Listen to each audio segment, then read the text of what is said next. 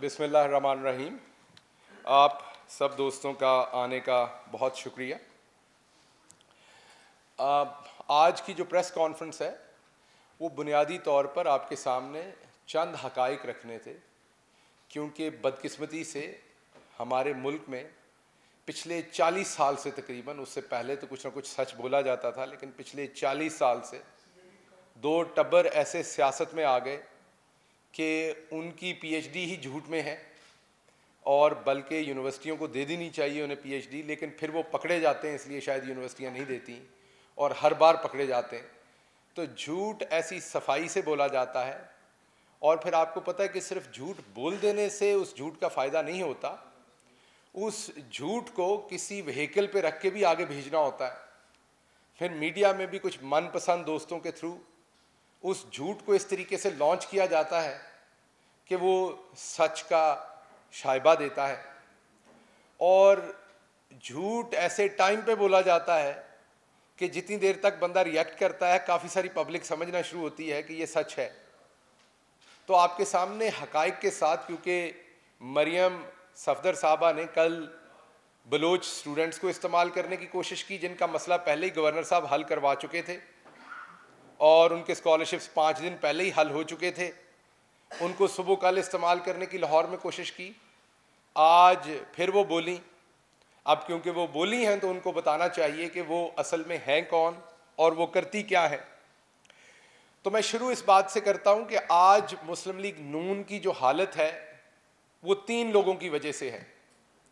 पहली तो नवाज शरीफ साहब और शहबाज शरीफ साहब की वजह से है कि उन्होंने अपनी खुद भी और अपनी आल औलाद को भी करप्शन के ऊपर लगाया और करप्शन की, और फिर करप्शन पकड़वाने में जो बहुत बड़ा हाथ है वो मरियम सफदर साहबा का है, क्योंकि इन्हीं के ज़ेरे असर थे वो इनके छोटे भाई अल्हम्दुलिल्लाह वाले जो है हमारे दोस्त, जिन्होंने सब कुछ कह के खुद माना था, और उनके मानने पे आज तक जान नहीं छुट रही।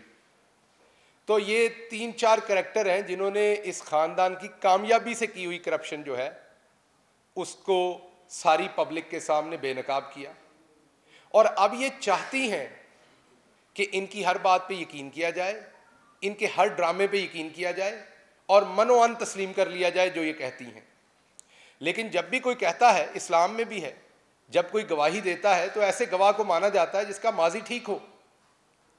इस्लाम में भी किसी ऐसे गवाह की गवाही को नहीं माना जाता जो झूठा हो, मक्कार हो, या किसी ऐसे झूठ फरेब के ऐब के ऊपर उसको पहले सजा हो चुकी हो। इवन पाकिस्तानी अदालतों में भी किसी गवाह के बारे में अगर आप उसका क्रिमिनल रिकॉर्ड पेश कर दें तो उसकी गवाही नहीं मानी जाती। हमारे मुल्क का अजीब दस्तूर है। यहाँ पर एक सर्टिफाइड झूठी जिसको डिग्री मिल चुकी है झूठ और फरेब की और फ्रॉड की, वो रोज़ सुबह उठ के झूठ बोलती हैं, फिर उनके पूरे दरबारियों की जो है वो गर्दान होती है, और उनके शौहर उनको तौबा नाउज़बिल्लाह कभी बीबी ज़ैनब से मिलाते हैं, कभी खुद अपने आप को हज़रत अली रज़ी अल्लाह अन्हा के ख़ानदान से मिलाकर वो तशबीहें देते हैं। या ये लोग पागल हो गए हैं, या इन लोगों का दिमाग कहीं चला गया है, या ये हमें इतना बेवकूफ़ समझते हैं। तो इन्होंने खुद सोचना है कि जो इनका माजी है उसके बाद बड़ा मुश्किल है, जो अदालतों से इनका माजी डिक्लेयर्ड है, कि कोई इन पे यकीन करे। लेकिन क्योंकि ये बार बार नहीं मानते तो मैं कुछ चीज़ें आपके सामने रखता हूँ। ये मुल्क की आला तरीन अदालत का फैसला है, ये सुप्रीम कोर्ट ऑफ पाकिस्तान के जजेस के सिग्नेचर है। ये मुल्क की आला तरीन अदालत ने इनके बारे में ये लिखा है। इसके बाद तो इनकी कोई, अगर इनमें थोड़ी सा ख्याल हो तो इसके बाद तो इन्हें बयान नहीं देना चाहिए शर्मिंदगी से। क्या लिखा है? ये लिखा है कि Maryam Safdar has submitted fake falsified document to the JIT which is criminal offence. ये तमाम चीज़ें जो इनके फैसले के कंक्लूजन में जो JIT ने वहाँ जमा करवाई और अदालत ने रिकॉर्ड का हिस्सा बनाया, वो तमाम चीज़ें आपके सामने JIT की रिपोर्ट में भी हैं, अदालत के फैसले में भी हैं, जिससे इनको सज़ा हुई। इवेंचुअली आपके सामने जो कोर्ट थी एहतसाब की, उसने इनको सज़ा दी, और ये आज भी जेल से इसलिए बाहर हैं कि उस टाइम इन्होंने ये कहा कि मेरे वालिद बहुत बीमार हैं और मैंने उनकी तीमारदारी करनी है, मैं खातून हूँ, और हम आपको ये बता नहीं सकते कि किस किस के सामने ये एक निहत्ती खाला जो थी वो किस किस के सामने रोती थी तब, और रहम की भीख मांगी जाती थी। और उस वक्त ये कहा गया कि वालिद का मैंने ख्याल करना है तो मुझे ज़मानत दी जाए। इनको जिस पे ज़मानत मिली और वालिद ने क्या ख्याल किया है पाकिस्तान का, वो भी आपके सामने रखते हैं, और इन्होंने वालिद का क्या ख्याल किया है वो भी आपके सामने है।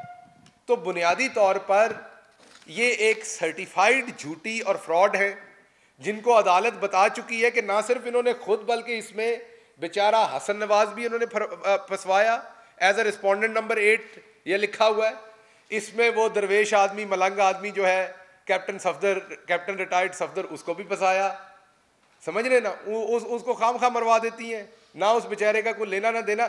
वैसे एक बात आपको बताऊं, चंद दिन में बैरिस्टर शहजाद अकबर साहब आपके सामने कुछ चीज़ें रखेंगे, इन्हों दे कमले भी माल बना देने, जिहड़े इस टब्बर के कमले ने वो भी माल बना देने। जो तेज है वो तो करते ही करते हैं, जो कमले हैं वो भी माल बनाते हैं। तो हैरान हूं, ये कोई बीमारी की तरह इनको लग गई है ये चीज़ कि करप्शन करनी है। अब आते हैं हम कराची के वाकया पे। मैं क्विकली शॉर्ट प्रेस कॉन्फ्रेंस करूंगा, आपकी 12 बजे की हेडलाइन है तो चैनल्स का भी ख्याल रखना चाहिए। मैं दोस्तों से कहूंगा कि अगर आप अपने कैमरे वहां मोड़ें, आवाज़ मेरी चलेगी लेकिन कैमरे अगर वहां मोड़ें, तो मैं आपको एक बात दिखाना चाहता हूं कि बड़ी बात हुई कि दरवाज़ा तोड़ा गया, वहां पर पुलिस के अलावा लोग आए, अपने ही गार्ड जो टेलीफोन के ऊपर ले रहे थे इंस्ट्रक्शंस इनसे, एक जीशान साहब थे, एक शकूर साहब थे, उनको इदारों के लोग बना के एक मनपसंद चैनल पे चलवाया गया वो नैरेटिव, बल्कि 2 पे चलवाया गया। वो फिर उन चैनल्स को, मैं तो यही कह सकता था कि आपको मामू बनाया जा रहा है, लेकिन कई दफ़ा तो लोग खुशी के लड्डुओं के साथ भी मामू बनते हैं। ये अब उन दोस्तों ने फैसला करना है कि वो खुशी से मामू बन रहे थे या ये बना रहे थे कि अदारों के खिलाफ फिर नैरेटिव एक दिया जा रहा था। आज मैं आपको एक और चीज़ दिखाता हूं जो अनफॉर्चुनेटली हमने फोकस नहीं की उस दिन की। इनका ज़ाती रिपोर्टर, जिसको वो दरवेश आदमी जो है कैप्टन रिटायर्ड सफदर साहब, वो कह रहे हैं कि वायरल कर दो, आप वायरल कर दो इस वीडियो को, वो जो उन्हें सर कह रहा है, वो तमाम वीडियो में दरवाजे के सामने भी खड़ा बना रहा है, उसके बाद वो लिफ्ट में भी वीडियो बना रहा है, वो हर जगह पे, वो इनका प्राइवेट कैमरामैन है, हर जगह पे कैप्टन सफदर के आगे वो वीडियो बनाते जा रहा है और एक एक पुलिसमैन को फोकस कर रहा है वो। और वही है जिसने आखिर पे गाड़ी के करीब भी वो वीडियो जो है वो बनाई, वो मैं आपको भी दिखाता हूं। वो जो दरवाजा टुटा है तो कमलियो यदि वीडियो शेयर कर दियो इस कैमरे दी। ये क्या उधर आपने लेके जाने, जहां लंदन के फ्लैट है, सिर्फ वहां चलानी है? ये वीडियो दे ना पहले दिन लोगों को, आपके पास तो वीडियो, अब सीसीटीवी पे क्यों है?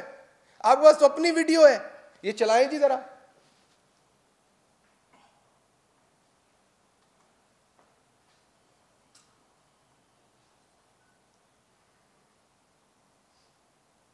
मेरा ख्याल आप आगे करके लेकिन चले, आप अगले सीन में भी होगा, वो हर सीन में ये लिफ्ट में खड़ा वो वीडियो बना रहा है, अभी आपको आगे भी नजर आएगा। जिस सीन में आप जाएंगे वो आगे आगे कैमरा लेके, ये 22 मिनट की वीडियो मैं आप सबको भी प्रोवाइड भी करूंगा, वो हर जगह पे कैमरा लेके आगे स्कॉट कर रहा है इन्हें। और वो होटल के कमरे के सामने भी है, वो यहां भी है, वो राहदारी में भी है, कॉरिडोर में भी है, रिसेप्शन पे भी है। जब तक कैप्टन साहब जाते नहीं, वो आपको नजर आ रहा है यहां पर, अभी फिर नजर आएगा, वो आगे आगे कैमरा लेके चलता जाएगा हर जगह पे। एक एक पुलिस वाले को यहां लिफ्ट में उसने फोकस करके एक एक के चेहरे की वीडियो भी बनाई है।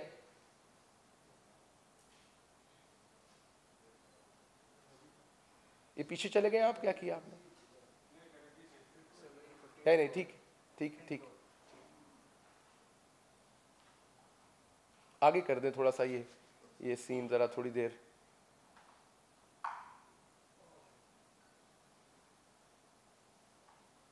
थोड़ा सा और आगे कीजिए, और आगे कीजिए, और आगे, ये पीछे आ गए, और आगे कीजिए, और आगे कीजिए, और ये देखिए, ये आप देखिए यहां पर ये कैमरामैन आपको, ये खड़ा है लड़का, ये सबकी एक एक की वीडियो बना रहा है, ये साथ आया है कमरे के सामने से, ये एक एक की वीडियो बना रहा है ये लड़का। ये देखिए आप, ये एक एक पुलिसमैन को फोकस करेगा, अलग अलग से, उनके नामों नेम प्लेट्स तक को ये बीच में लेगा। अब जरा आपको कोई 1 सेकंड मेरे साथ रहना पड़ेगा। ये जैसे ही फ्लोर आता है तो आप देखेंगे कि ये हर जगह पे एस्कॉर्ट करके जाएगा। मरियम सफदर इतनी अनफॉर्चुनेटली निकम्मी झूठी हैं, ये 2 मेडिकल कॉलेजेस से फेल हुई। जिस मेडिकल कॉलेज में गई बदकिस्मती से उसके प्रिंसिपल को भी निकलवाया, क्योंकि वो दाखिला नहीं दे रहे थे किंग एडवर्ड वाले, वालिद ने उनको निकलवा दिया।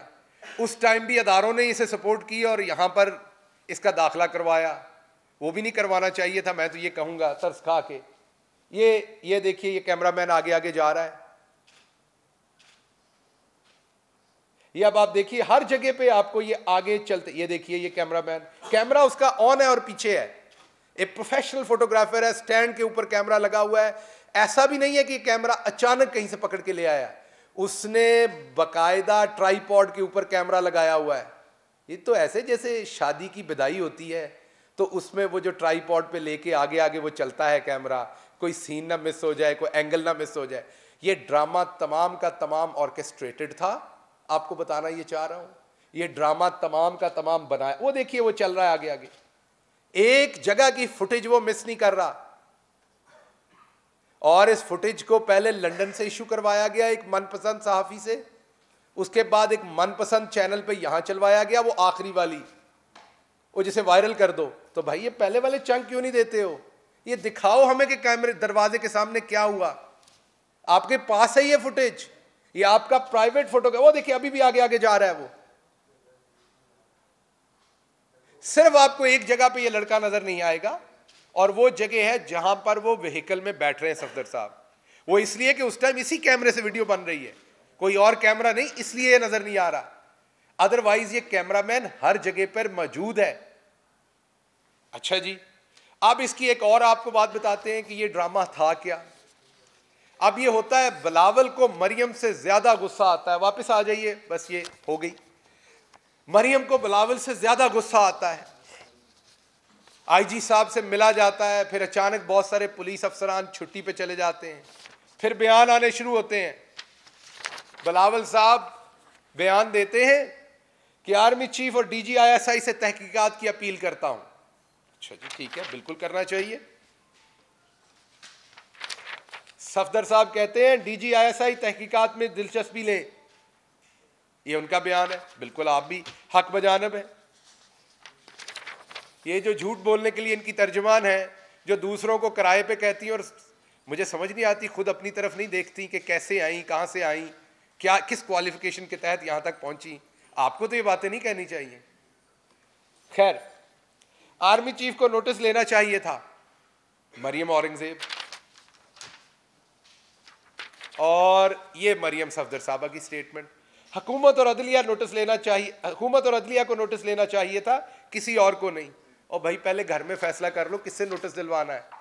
शौहर आपका कोई और बात कह रहा है, तर्जमान आपकी कोई और बात कह रही है, आपका नया मुंह बोला भाई, जिसकी वालिदा शहीद के बारे में आपके वालिद और चचा गंदी और फोश तस्वीरें फेंका करते थे हेलीकॉप्टर से, वो आपके नए मुंह बोले भाई साहब कुछ और कह रहे हैं।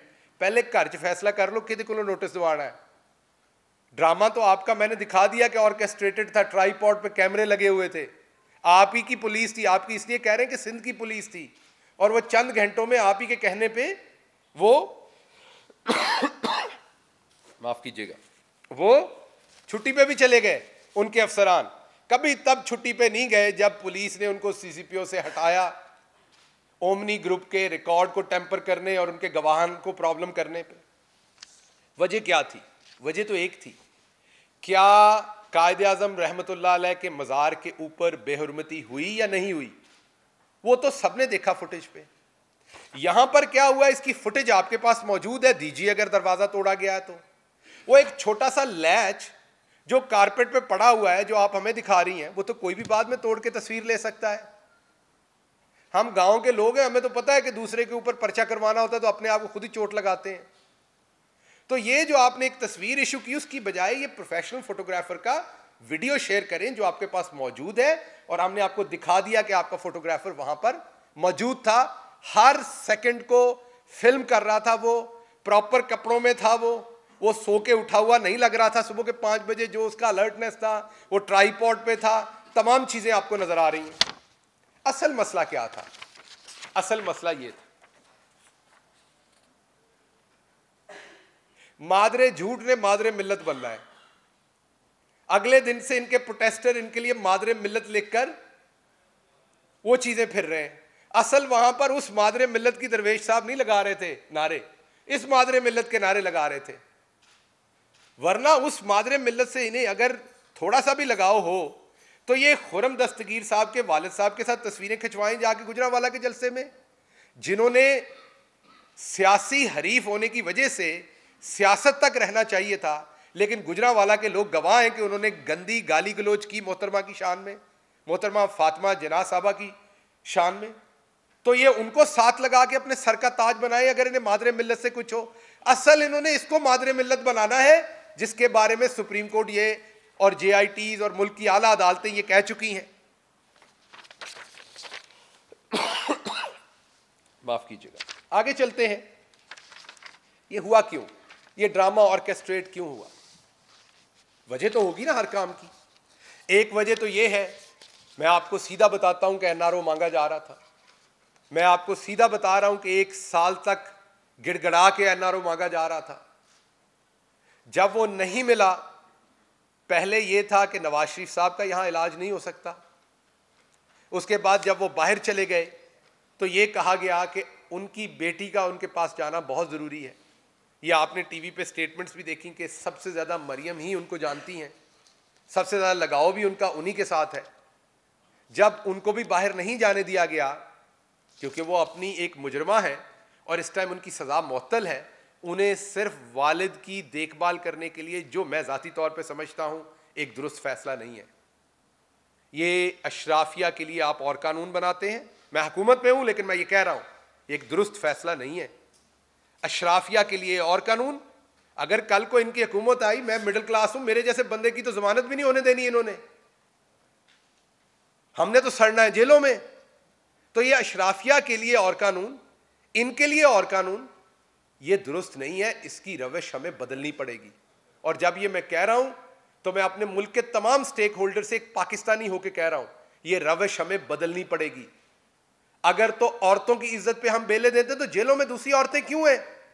उनकी इज्जतें कम हैं? वो सिर्फ इसलिए कि किसी गरीब की बेटी और बहू और बीवी होती हैं इसलिए वो जेलों में सड़ रही हैं? मैं तो अपने निजाम अदल से गुजारिश करूंगा कि छोड़े सारी औरतों को। अब इसको छोड़ा हुआ है ना बाहर गाली गलोच और अपने मुल्क के खिलाफ बयानियां बनाने पे, छोड़े गरीब की बेटी को भी, उनको क्यों अंदर रखा हुआ है? अच्छा, अगर कोई टेररिज्म में है तो चले रख लें, अगर किसी ने कोई इंसानियत के खिलाफ घिनौना जुर्म किया तो रख लें। छोटे मोटे जुर्म पे हजारों औरतें जेलें काट रही हैं, खुदा का वास्ता उनको भी छोड़ें। ये सिर्फ नवाज शरीफ की बेटी है इसलिए?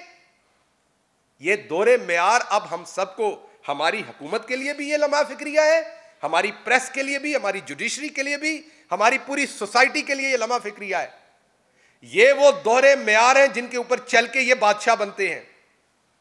आगे चलते हैं कि ये बयानिया बनाया क्यों गया था। आप ये सोचते होंगे कि इस बयानिए की वजह क्या थी, ये वहां पर ड्रामा क्यों किया गया। हमने अगर कैप्टन रिटायर्ड सफदर को पकड़ना हो तो मैं आपको यह कह देता हूं कि बहुत कुछ है जिसमें पकड़ा जा सकता है। जल्द आपके सामने आएंगी बहुत सारी चीजें। आप मुझे बताइए, एक 100 कत्ल के बंदे को गमला तोड़ने में पकड़ा जाएगा? एक छोटे जुर्म पे पकड़ा जाएगा जिसमें उसकी और उस पर दफात ऐसी लगेंगी जैसे बैरिस्टर शहजाद अकबर साहब ने कहा कि जिसकी फौरन जमानत हो जाए, और वो सिंध में पकड़ा जाएगा जहां पे ये ड्रामा कर सके। ये तमाम ड्रामा याद ये मुंह बोले भाई बहन ने मिलकर रचाया है या उसने इनसे बदला लिया है? और पर्पस एक है दोनों का, और वो है मुल्क दुश्मन बयानिया। आपको भी इस बात का पता है, प्रेस में है, कि किसी चीज की जब वो वाकया हो जाए और बड़ा वाकया हो जाए तो उसकी जो स्टेटमेंट टीवी पे लगना, इसमें कोई अनहोनी बात नहीं है। लेकिन वाकया इतना हो, स्टेटमेंट इतनी हो, मैं जानता हूं कि आप सब साफी दोस्त घर में भले दही खा रहे हो ना, उस टाइम साइंस की आपको जरूरत नहीं होती, आपको पता होता है पीछे कोई हैगा है। इस स्टोरी को कोई पैडल कर रहा है। अभी कराची में कैप्टन रिटायर्ड सफदर को पकड़ा गया है। शहबाज शरीफ साहब और दूसरों के बारे में तो खाना घर से आता है, ये तो हमारे पास इत्तला, इस गरीब के बारे में तो खाना भी घर से नहीं आता था, जेल से ही मिलता था। तो एक ऐसा बंदा पकड़ा गया जिसके बारे में कोई ऐसी सियासी खासी अफादियत नहीं थी, और ये इंडियन चैनल्स पे क्या चला फौरी तौर पर, ये ऑर्केस्ट्रेटेड था, ये पहले से प्लान्ड था। ये क्या चलाया जा रहा है, क्लैशेस बिटवीन पुलिस एंड पाक आर्मी रिजल्ट्स इन 2 कैजुअलिटीज। आप सहाफी हैं, खुदा को हाजिर नाजिर जान के बताएं क्या उस दिन वहां को कैजुअलिटी हुई है? हुई है तो ये कैमरे पे दिखा दें, इनके पास फुटेज है।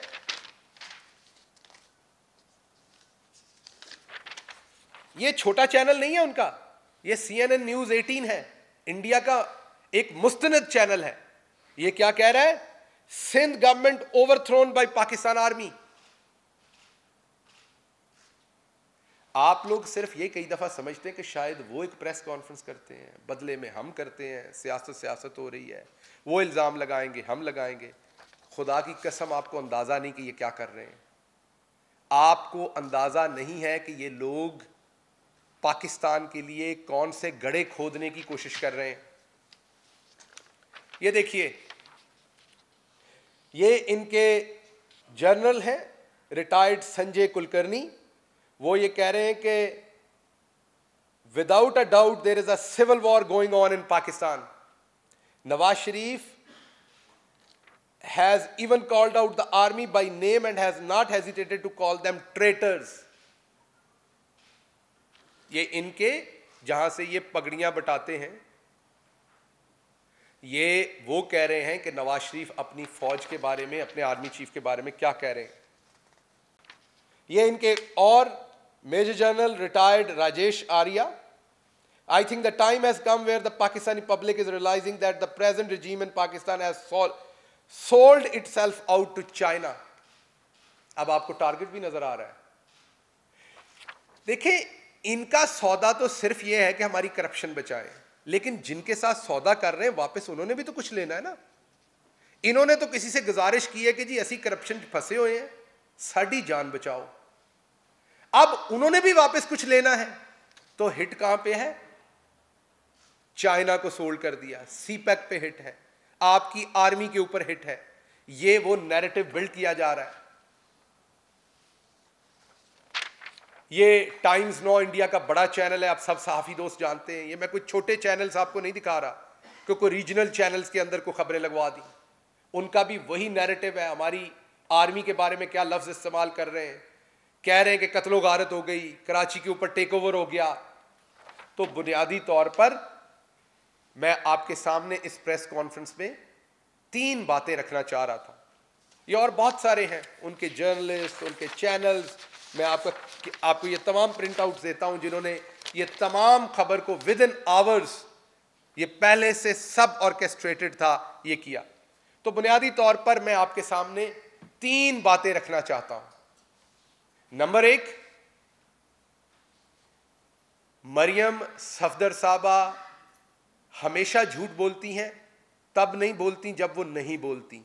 उनको अल्लाह ने तौफीक नहीं दी झूठ बोलने की, लेकिन क्योंकि उनकी एजुकेशन पुअर है, ये मैं मजाक में या सियासी तौर पे नहीं कह रहा, उनकी एजुकेशन पुअर है, और वो हमने मेडिकल कॉलेज में उनकी परफॉर्मेंस से देख लिया हुआ है, हमारे पास ट्रांसक्रिप्ट्स हैं उनके।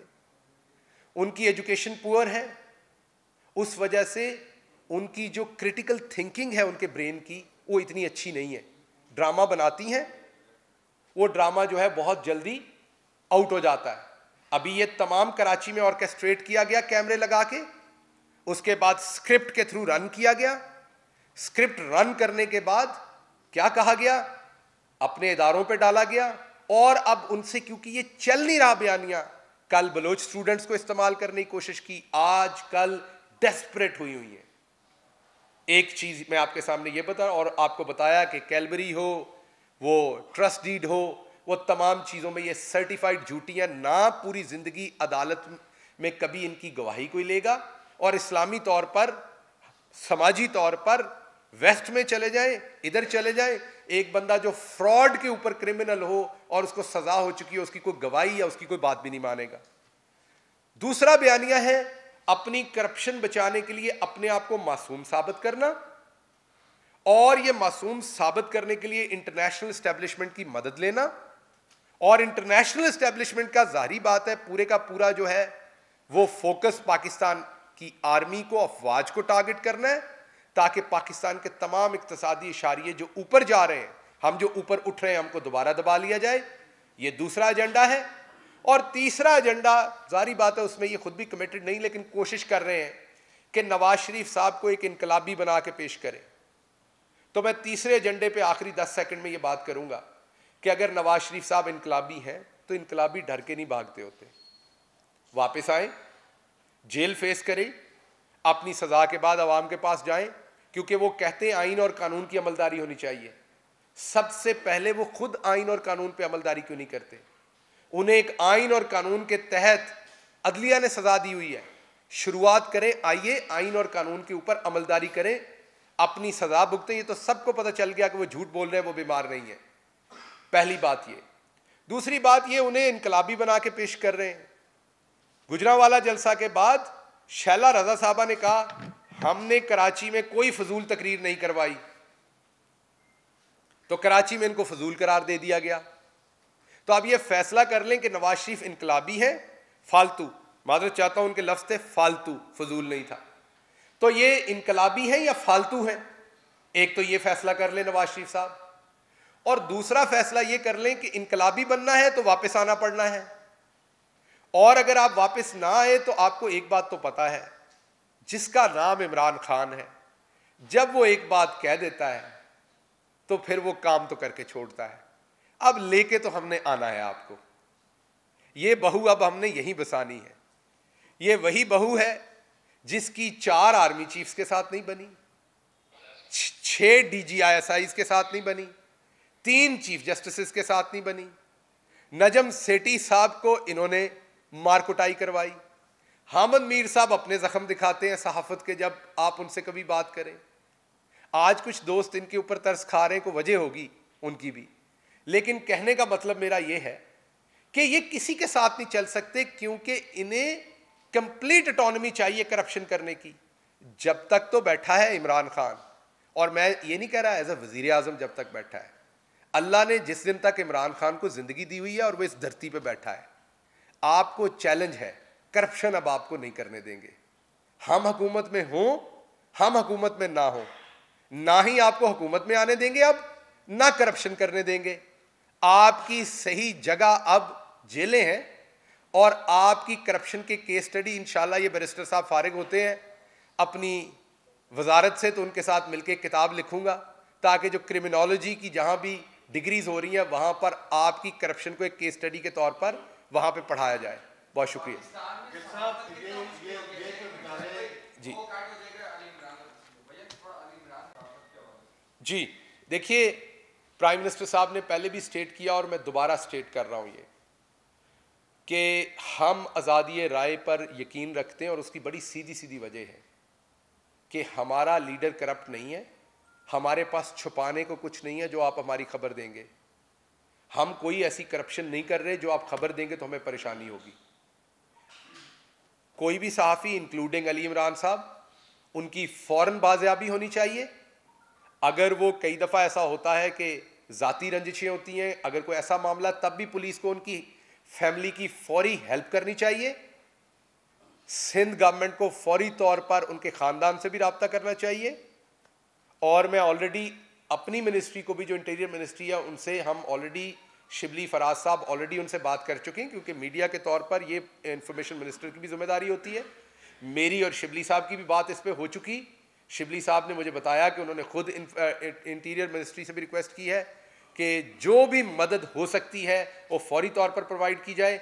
हम किसी ऐसी चीज़ को ना सपोर्ट करते हैं, ना किसी ऐसी चीज़ के साथ खड़े होते हैं। उसकी वजह क्या है? ये सब कुछ हमारे साथ होता रहा है। हम ऐसी किसी चीज़ को सपोर्ट नहीं करना चाहते। सिंध गवर्नमेंट इसकी इंक्वायरी भी करे और इसमें जो भी हकायक है वो भी लाए, और मुतासरा ख़ानदान और सहाफ़ी को फ़ौरन रिलीफ दिया जाए।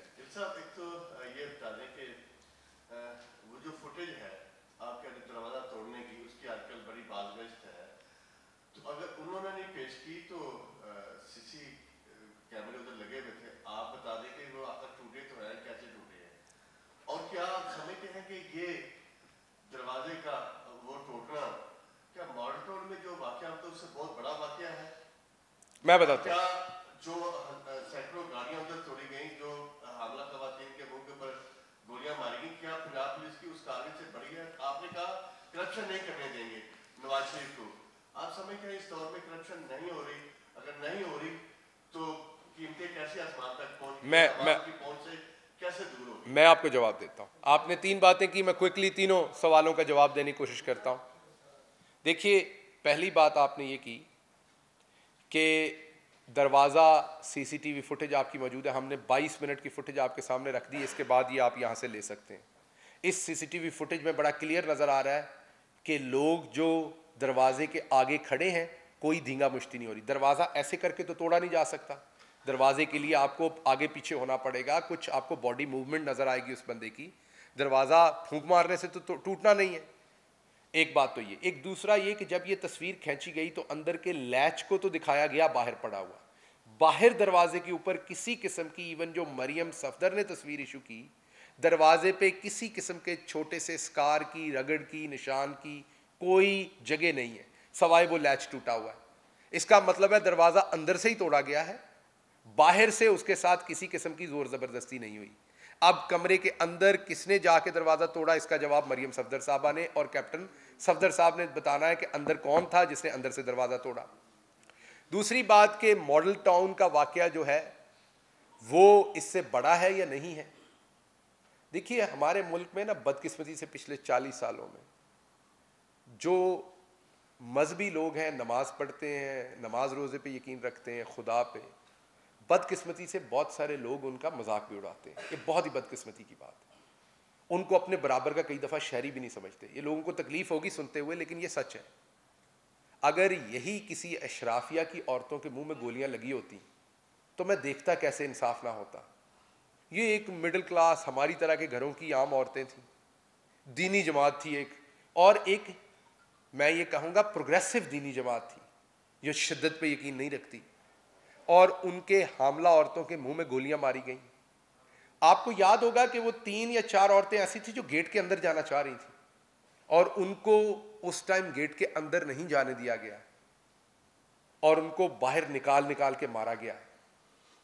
और आपको मेरे पे यकीन नहीं है तो मेरे ट्विटर की टाइमलाइन पर एक गुल्लू भट्ट की रीसेंट वीडियो मैंने शेयर की है। अब तो गुल्लू भट्ट इनसे खुदा की पनाह मांगता है। गुल्लू भट्ट ने ये उस अपनी वीडियो में इकरार किया है कि ये झूठे हैं, वो बदी के रास्ते पे था, अब उसने तौबा कर ली है, नवाज शरीफ इनकलाबी नहीं है, वो झूठ बोल के मुल्क से भागे हैं। अगर वो वाकई मुहिब्बे वतन है तो वापस आए। गुल्लू भट्ट अपनी फौज के साथ खड़ा है, इवन गुल्लू भट्ट अपनी अदलिया के साथ खड़ा है। उसको सजा भी हुई पर उसके बावजूद वो अपनी, क्योंकि वो मेरिट पे खड़ा है, अपनी अदलिया के साथ खड़ा है। और गुल्लू भट्ट ने कहा कि उसे मरियम सफदर को कुछ खुद करना पड़ना है, जिंदगी में अपना नाम पैदा करना पड़ना है। देखे ना, जो भी पॉलिटिकल लीडर आता है वो पहले खुद कुछ, अपनी ओबामा है, प्राइम मिनिस्टर इमरान खान है, कोई भी पॉलिटिकल लीडर है, उसकी एक अपनी जद्दोजहद होती है जिंदगी की। जस्ट वो कहीं पैदा हो गया तो इस वजह से वो लीडर बन जाए। तीसरी बात, आपने अशियाए खुर्दोनोश की बात की।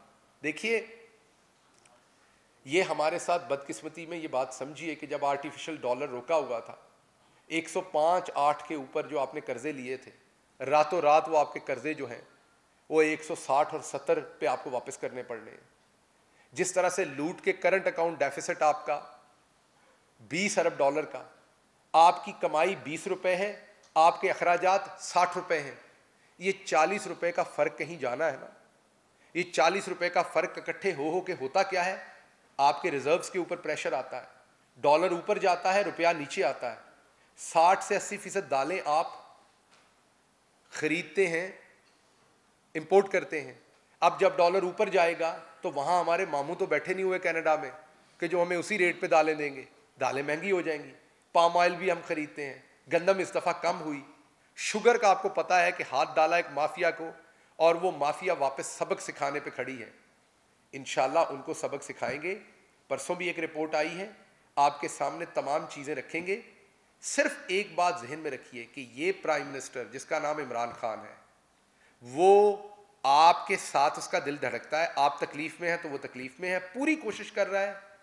दो ऑप्शन थे हमारे पास, इनकी तरह या तो 27 अरब की सब्सिडी देते पिछली जेब से, जो चीनी पे तकरीबन पर किलो 30 से 35 रुपए बनती है, तो आज आपको चीनी उसी रेट पे मिल रही होती, क्योंकि सरकार की तरफ से 27 अरब जाता उनको, और साथ उनको दूसरे भी पैसे देते और दूसरी मराहत भी, और जिम्मेदार को भी पैसे ना देते। या हम इसको एक ही दफ़ा ठीक करें। जब आप सर्जरी कराते हैं ना या टीका लगवाते हैं तो दर्द होती है एक दफ़ा, लेकिन फिर आपकी बीमारी ठीक होती है। ये हमें शुगर की वो तकलीफ हुई है, लेकिन आपसे ये इंशाल्लाह प्रॉमिस करते हैं कि अब वंस फॉर ऑल इस सीज़न से आइंदा इनकी इजारादारी और मनमानी नहीं चलने देंगे, इस चीज़ को फिक्स करेंगे। जी जी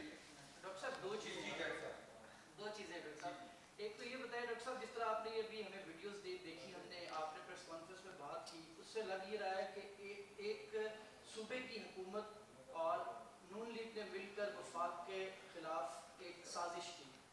अब इंटरनेशनल प्रोपेगेंडा भी हुआ, वफाक को भी जवाब देना पड़ा। अब वफाकी हुकूमत इस सारे मामले पर कोई कानूनी कार्रवाई करेगी या उनका रिएक्शन क्या होगा, या सिर्फ ये आप प्रेस कॉन्फ्रेंस ही करेंगे? देखिए सर, दूसरा ये है कि नवाज शरीफ की वापसी के हवाले से गवर्नमेंट के काफ़ी लोग काफ़ी प्लेटफॉर्म्स पर ये कह चुके हैं कि नवाज शरीफ को वापस लाया जाएगा। इवन के शिबली फराज ने एक डेट भी दे दी, कल प्राइम मिनिस्टर ने भी इंटरव्यू में बोल दिया कि वो लेकर आएंगे। सर, बाज़ाब्ता तौर पर किस लेवल अब तक ब्रिटिश गवर्नमेंट के साथ राब्ता हुआ है और उनका क्या जवाब है? अच्छा जी, पहला बड़ा अच्छा सवाल है आपका, और जो पहला सवाल है आपका वो ये है कि हम इन पे कार्रवाई करेंगे। यही तो ये चाहते हैं, यही तो चाहते हैं कि पानी के अंदर मधानी चलती रहे और इनकी करप्शन साइड पे रहे। हम कोई ऐसी कार्रवाई में नहीं उलझेंगे। ये हमारे खिलाफ जो मर्जी इस तरह की साजिश करें, हम इसको सीरियस नहीं लेंगे। हम कार्रवाई करेंगे करप्शन के खिलाफ, हम अपना वक्त सर्व करेंगे इनकी लूटी हुई दौलत पर, हम कोशिश करेंगे कि उसको वापस लेके आएँ, हम लोगों को सर्विसेज डिलीवर करने पे, अच्छी गवर्नेंस करने पे, अशिया खुर्दोनोश की कीमतें इंशाल्लाह अगले 2 हफ्ते में कम करने पे, इस पे हमारा फोकस है। ये यही चाहते हैं कि हम इनके साथ इस नॉन इशू के ऊपर लड़ते रहें। इसीलिए तो ये रोज़ डेस्परेट होकर प्रेस कॉन्फ्रेंसेस करते हैं। हम ये बिल्कुल नहीं करेंगे। हाँ, जब झूठ बोलेंगे तो जवाब देना हमारी जिम्मेदारी है, वो जवाब देंगे। और ये भी जैसे शिबली साहब का तो अब छोटा बेटा भी उन्हें तंग करता है। कल आपने सुना था कि बाबा आप झूठे लोगों का क्यों जवाब देते हैं? आपकी नौकरी भी बड़ी डिफ़िकल्ट है और मुझे पता है आपको रिपोर्टिंग करनी पड़ती है अच्छे बुरे हालात में। हमारी नौकरी के बारे में भी सुने कि हमें झूठों के भी जवाब देने पड़ते हैं, बैठ के ये सारे कागजात लाने पड़ते हैं, दिखाना पड़ता है। हालांकि ऐसे लोगों को तो प्लेटफॉर्म ही नहीं मिलना चाहिए जो सर्टिफाइड झूठे हो चुके हैं। और आपका जो अगला सवाल है नवाज शरीफ साहब को वापस लाने का, तो देखिए मैं जो रेलेवेंट इदारे हैं उनको बात करने दूंगा, क्योंकि कई दफ़ा इंफॉर्मेशन वक्त से पहले चली जाए तो वो बेहतर नहीं होती। आपको प्राइम मिनिस्टर जो हमारा लीडर है उसने पॉलिसी स्टेटमेंट दे दी। इंसान की, हमारा लीडर हमेशा कहता है कि इंसान की जो कुव्वत है उसमें सिर्फ कोशिश करना है, बाकी अल्लाह की ज़ात है वो उसमें क्या आपको सक्सेस देती है कि नहीं देती। कोशिश हमारी गवर्नमेंट की पूरी होगी, लेकिन मैं साथ साथ ये भी समझता हूँ कि ये फिर जिस तरह के मकर फरेब करते हैं, जैसे ही कोई, मुझे लगता है कि जैसे ही मैं आपको बताता हूँ 2 काम होंगे। अगर तो हम कामयाब हो गए इनको लाने में, तो नवाज शरीफ साहब ने अचानक ऐलान करना है कि मैं कौम को सर्व करने के लिए वापस आ रहा हूँ, मैंने खुद फैसला किया कि मैं वापस आऊँ। या तो ये शैतानी की जाएगी या दोबारा बीमारों के अस्पताल दाखिल हो जाएंगे। वो एक हमारे साथ वाले मुल्क से एक इंडियन निजात डॉक्टर है वहाँ पे, जो इनका वहाँ पर डॉक्टर है, और मेरे ख्याल में जो ये कहते हैं वो रिपोर्टें लिख लिख के इन्हें दिए जाते हैं। तो ये मुझे लगता है 2 में से एक काम होगा, या जब हम बिल्कुल लाने में कामयाब हो जाएंगे तो ये खुद मर्द मुजाहिद जाली बनने की कोशिश करेंगे, और या फिर दोबारा अस्पताल में लेट जाएंगे। आखिरी सवाल एक और लूँगा जी, फिर लंबा हो जाएगा। सर ये बताइएगा, कराची में आप बता रहे हैं कि वीडियो में कैमरामैन नजर आ रहा है, सीसीटीवी फुटेज में, इदारे आपके पास हैं, आपने ट्रेस किया ये कैमरामैन है को, इसका बैकग्राउंड क्या है, कहाँ से था, क्या कैप्टन सफदर के साथ है, किसी इदारे के साथ था, कौन बंदा था? एक चीज़। दूसरा ये बताएं कि रेडियो पाकिस्तान के मुलाजमीन तकरीबन 800 लोगों को नौकरियों से फारिग करके खाने के उनके पास पैसे नहीं है, बेरोजगार कर दिए गए। ये रियासत मदीना है, इसमें इमरान खान ने भी कोई नोटिस दिया? जी मैं बताता हूँ।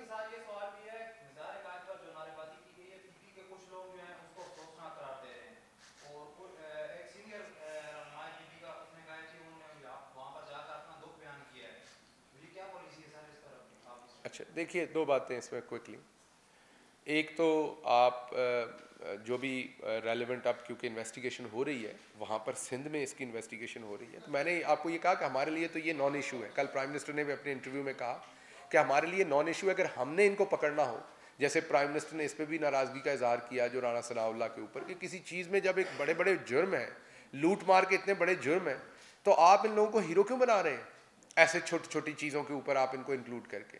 तो हमारी पॉलिसी तो हमारे लीडर ने बड़ी वाजे कर दी हुई है। तो इसलिए जो इन्वेस्टिगेशन होगी, हमें तो पता है ये इनका पर्सनल फोटोग्राफर है, ये बता दें अगर नहीं है तो, ये तो हमें तो पता है। अब जाके उसकी इन्वेस्टिगेशन करेंगे तो फौरन आ जाएगा हमारे फोटोग्राफर को अगवा कर लिया, पूछ लिया। तो ये कोई इतनी बड़ी बात नहीं, ये तो बड़ी वाजे है कि उनका अपना फोटोग्राफर है, वो फुटेज दे दें, हमें दिखा दें कहाँ पर दरवाज़ा टूटा। तो दूसरी बात, आपने बेरोज़गारी की बात की, बिल्कुल ये इंफॉर्मेशन मिनिस्टर की इंफॉर्मेशन में ये सारा मामला, इसको देखा जा रहा है। दोनों साइड देखनी है कि इदारा भी चले और हमारे जो दोस्त हैं वो हमारे भी उसी तरह भाई हैं जैसे आपके हैं, उनका कोई ज़रिया माश का भी मामला बने। आपको पता है स्टील मिल हो या PIA हो, रेडियो पाकिस्तान हो या PTV हो, उसके ऊपर जब वज़न पड़ता है, अब आपने कहा तो है लेकिन रेडियो पाकिस्तान है या PTV है, उसके पैसे तो एक गरीब आदमी देता है ना, ये भी गरीब है, मैं अग्री करता हूँ, लेकिन उसके पैसे तो एक गरीब आदमी बिजली के बिल की सूरत में देता है ना, और वो हम बढ़ाते जाना पड़ रहा है हमें। उसकी वजह ये कि अरबों रुपए पेंशन्स में ड्यू हैं। फिर हमारी एक आला अदालत ने फैसला दिया हुआ है जिसमें पेंशन का स्पैन भी इनलार्ज हो गया, सिर्फ बेवा तक नहीं रहा, बाकी लोगों पे भी हो गया। तो हमें कई दफ़ा जज्बाती हम हो जाते हैं, लेकिन आपको ये नहीं समझ आती कि ये इधर से कान पकड़े या इधर से पकड़े, देने गरीब नहीं है। ये शिबली फराज साहब ने, शहबाज गिल ने या इमरान खान ने जेब में से किसी की सैलरी नहीं देनी, ये उसी बिजली के बिल में जो पैसे लग के आते हैं उसी में से देनी है। इमरान खान क्या कोशिश कर रहे हैं, उनके लिए भी बड़ा आसान है, जहाँ पे जाएं हातिम ताई की तरह ऐलान करते जाएं, नई नौकरियाँ, नए प्रोजेक्ट, नई फंडिंग, नई डोनेशन, आप तनख्वाहों में इजाफा। तो तनख्वाहों में इजाफा कहाँ से आना है? फिर माचिस पे ज़्यादा टैक्स लगाएंगे, फिर घी पे ज़्यादा टैक्स लगाएंगे, फिर आपके बिजली के बिल में और ज़्यादा टैक्स लगाएंगे। तो जो आपने इजाफी लेना वो आप ही ने देना, ये हमारी कौम को समझना पड़ना है। हुकूमत के पास घर से कोई पैसे नहीं होते, घर से हर हुकूमत खाली हाथ आती है। जो करप्ट होते हैं वो लूट के ले जाते हैं, जो ईमानदार होता है वो आप ही के पैसे को मैनेज करता है। आम आवाम के लिए जो तुसी कमेटी पाते हो तो जिन्ने दी पाते हो उन्ने दी निकलती है। अगर तुसी महीने की कमेटी 500 देंदे और साल वास्ते कमेटी पाई है तो वो 6000 की कमेटी होनी है, किसी ने तो 10,000 नहीं दे देना। सो हुकूमत के पास आपकी कमेटी होती है, हुकूमत ने उन पैसों को बेहतर यूटिलाइज करना होता है। तो मेरी दोस्तों से गुजारिश है कि जज्बाती ना हो जाया करें। जब कोई सी वर्कर को, मैंने पूरी ज़िंदगी मैनेजमेंट लीडरशिप पढ़ाई है, जब आप ले ऑफ करते हैं, राइट साइजिंग करते हैं, जो कॉन्सेप्ट्स हैं मॉडर्न मैनेजमेंट के जिसमें आप वर्कर्स को हटाते हैं, ये हुकूमत तो छोड़ दें, जो मैनेजर, जो डायरेक्टर ये फैसला करता है उसके लिए बड़ी तकलीफ की बात होती है। लेकिन कई दफ़ा आपको ये फैसले लेने पड़ते हैं क्योंकि वो फैसले भी आप गरीब के लिए ले रहे हैं, हमारी जेब से तो नहीं जा रहे पैसे को हम अपने लिए ले रहे हैं। तो इसको लार्जर नेशनल कॉन्टेक्स्ट में देखा करें, शॉर्ट कॉन्टेक्स्ट में ना देखा करें। आप सब दोस्तों की तशरीफ आवरी का बहुत शुक्रिया।